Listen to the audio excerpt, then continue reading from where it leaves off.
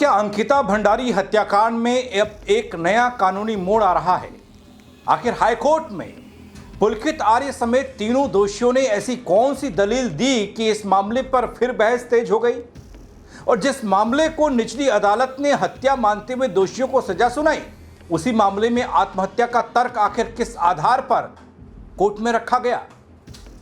आखिर कोर्ट में क्या दलीलें दी गई, हाईकोर्ट ने क्या कहा और इस मामले में आगे क्या होने वाला है, बताऊंगा आपको पूरी खबर अपने इस रिपोर्ट के जरिए। थोड़ा गौर कीजिएगा दोस्तों। नमस्कार, पैराग, मैं पंकज रौतेला, आप देख रहे हैं अपना उत्तराखंड न्यूज। दोस्तों, उत्तराखंड के बहुचर्चित अंकिता भंडारी हत्याकांड में आजीवन कारावास की सजा काट रहे मुख्य दोषी पुलकित आर्य और सौरभ भास्कर को फिलहाल हाईकोर्ट से कोई राहत नहीं मिली है। लेकिन दोस्तों, इस दौरान जब हाईकोर्ट में बहस हो रही थी तो तर्क ऐसे ऐसे गढ़े गए और ऐसे ऐसे दिए गए जिससे यह लगे कि पुलकित आर्य और उसके संगी साथी, उनके दोस्तों पर जो आरोप लगे हैं, जिस पर सजा मिली है, वो बेबुनियाद है, वो गलत है। दरअसल मामला हत्या का नहीं, आत्महत्या का है। दोस्तों, दोनों ने कोटद्वार की सत्र अदालत द्वारा सुनाई गई सजा को चुनौती दी और चुनौती देने के साथ ही जमानत की मांग भी हाईकोर्ट से कर दी। लेकिन हाईकोर्ट ने क्या कहा? क्या जमानत देने की बात पर रजामंदी हुई या फिर कुछ सवाल या कुछ और चीज? मामले की सुनवाई दोस्तों जब चल रही थी, अदालत ने अगली सुनवाई के लिए तारीख भी मुकर्रर कर दी। वो 20 जुलाई की तारीख है। लेकिन इस दौरान कार्रवाई में क्या क्या हुआ? क्या जो आरोपी हैं पुलकित आर्य और उसके वकीलों ने तर्क रखे? क्या पीड़ित पक्ष और सरकार की तरफ से तर्क रखा गया कोर्ट की दहलीज पर? वो सब आपको बताऊंगा सिलसिलेवार तरीके से। आप वीडियो को अंत तक जरूर देखिएगा। यह बेहद संवेदनशील मामला है दोस्तों। दरअसल न्यायमूर्ति रविंद्र मैठानी और न्यायमूर्ति सिद्धार्थ शाह की खंडपीठ के सामने सुनवाई के दौरान दोषी की ओर से दलील दी गई कि अंकिता भंडारी की मौत आत्महत्या का मामला है और उसमें उनका कोई हाथ नहीं है, और उसी आधार पर उन्हें जमानत पर रिहा किए जाने का आग्रह किया गया कोर्ट से। बड़ी गजब की बात है दोस्तों। वहीं दूसरी ओर दूसरा पक्ष यानी राज्य सरकार और पीड़ित परिवार, राज्य सरकार और पीड़ित पक्ष की ओर से जमानत का विरोध किया गया। उनका कहना था कि दोस्तों, घटना के बाद रिजॉर्ट के उस कमरे को तोड़ दिया गया जहां से यह मामला निकला था, जहां इस मामले से जुड़े अहम सुराग हो सकते थे। इसके अलावा बुलडोजर चलाने, आगजनी करने और अन्य तरीकों से साक्ष्य को नष्ट करने का आरोप भी रखा गया कोर्ट के सामने। दोस्तों, कोर्ट को यह बताया गया कि अंकिता भंडारी की व्हाट्सएप चैट भी अभियोजन के पक्ष में महत्वपूर्ण साक्ष्य है। ऐसे में अगर दोषियों का घटना से कोई संबंध नहीं था तो सबूत मिटाने की कोशिश क्यों की गई? यह सब अदालत के पटल पर हुआ है, निचली अदालत नहीं, हाई कोर्ट में। और इस आधार पर जमानत याचिका खारिज करने की मांग की गई। वहीं दोस्तों, दूसरी ओर इससे पहले कोटद्वार की सत्र अदालत ने 30 मई 2025 को पुलकित आर्य और सौरभ भास्कर और अंकित गुप्ता को दोषी ठहराते हुए भारतीय दंड संहिता धारा 302, 354A और 201 के तहत आजीवन कारावास की सजा सुनाई थी। दोस्तों, अंकिता केस में मुकदमे के दौरान अभियोजन पक्ष ने कुल 47 गवाह अदालत में पेश किए। जो जानकारी अदालत से निकल कर आई, बचाव पक्ष ने तर्क दिया कि मामले में कोई प्रत्यक्षदर्शी गवाह नहीं है और अंकिता का शव नहर कैनाल से बरामद हुआ था, ये सब जानते हैं। इसके अलावा दोस्तों, अभियोजन ने अदालत को बताया कि घटना के समय तीनों आरोपियों की लोकेशन घटनास्थल के आसपास मिली थी और जिसकी पुष्टि फॉरेंसिक जांच से भी हुई है। और साथ ही अंकिता भंडारी द्वारा मौत से पहले किए गए व्हाट्सएप संदेश, व्हाट्सएप चैट भी महत्वपूर्ण साक्ष्य बनाए गए। दोस्तों, दरअसल इस अंकिता हत्याकांड को लेकर आपने देखा होगा 2-3 साल से लगातार शोर चल रहा है और एक वीआईपी वाला एंगल अभी भी छूटा पड़ा है, जिसको लेकर बीच में उर्मिला सनावर के कुछ ऑडियोज वीडियोज ने तहलका मचाया। जिसमें बीजेपी के प्रदेश प्रभारी दुष्यंत गौतम का जिक्र था, अजय कुमार का जिक्र था। हालांकि अजय कुमार का उत्तराखंड से कोई लेना देना नहीं है, उनको राजस्थान की जिम्मेदारी बीजेपी ने दे दी। लेकिन उन सब से इतर इस ऑडियो वीडियो के बाद ऐसा लगा कि जो बड़ी मछली है वो भी जाल में फंस जाएगी। लेकिन क्या कोर्ट में उस बड़ी मछली को लेकर भी जिक्र हुआ?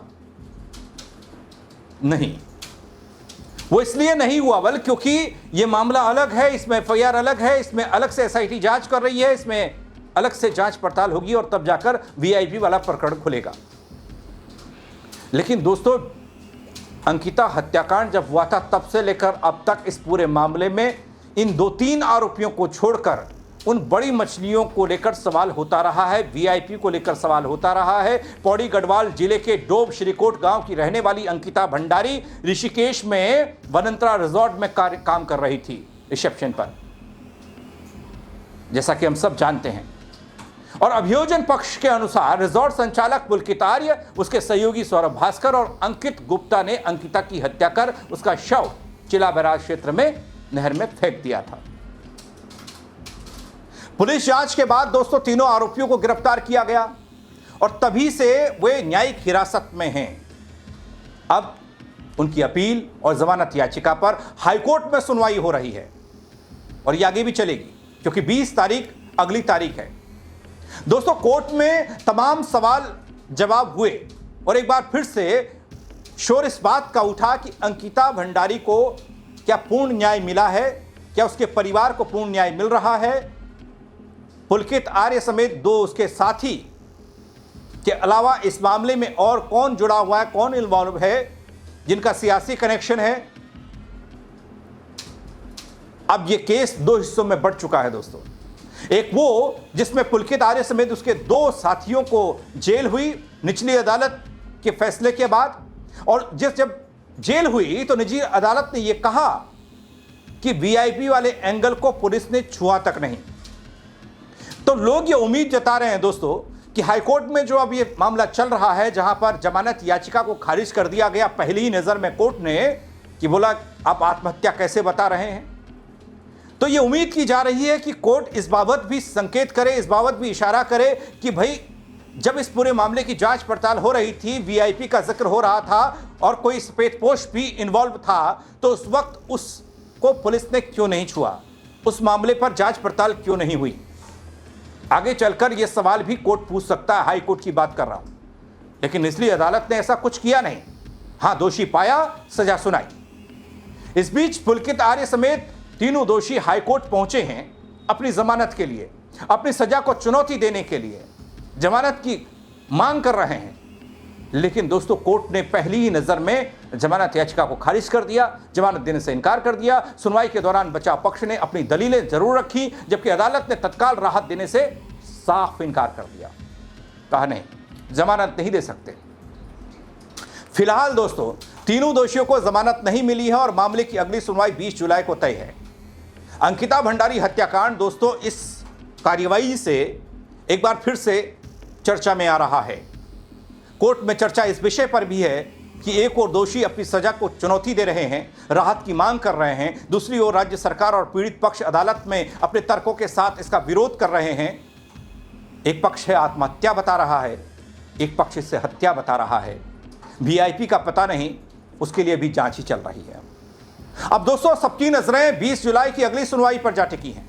क्या दोषियों को किसी तरह की राहत मिलेगी? निचली अदालत का फैसला या बरकरार रहेगा? इसका फैसला अब हाईकोर्ट की आगामी सुनवाई में होगा। फिलहाल अदालत ने तीनों दोषियों को कोई अंतरिम राहत नहीं दी है और मामला न्यायिक प्रक्रिया के तहत आगे बढ़ रहा है। लेकिन दोस्तों, जो कोर्ट में तर्क दिया गया, हत्या को आत्महत्या बताने की कोशिश की जा रही है, या फिर वीआईपी वाला एंगल, या फिर कोर्ट का तुरंत राहत देने से इनकार करना, जमानत नहीं देना, निचली अदालत का वीआईपी एंगल पुलिस द्वारा नहीं छुए जाने का जिक्र करना, यह सब अदालत के पटल पर आएगा या फिर नहीं। आप अपनी राय जरूर दीजिएगा दोस्तों, इस केस को लेकर आपको क्या समझ आता है, कमेंट के जरिए बताइएगा, शेयर कीजिएगा ताकि और लोगों को पता चले कि कोर्ट में अंकिता भंडारी के हत्या के आरोप में जेल की सजा काट रहे कैसे हत्याकांड को आत्महत्या बता रहे हैं और राहत मांग रहे हैं। फेसबुक पर देख रहे हैं दोस्तों, फॉलो जरूर कर लीजिएगा अगर नहीं किया है। यूट्यूब पर देख रहे हैं, सब्सक्राइब नहीं किया है तो वो जरूर कर लीजिएगा। मेरे साथ जुड़ने के लिए आप सबका बहुत शुक्रिया। जय उत्तराखंड।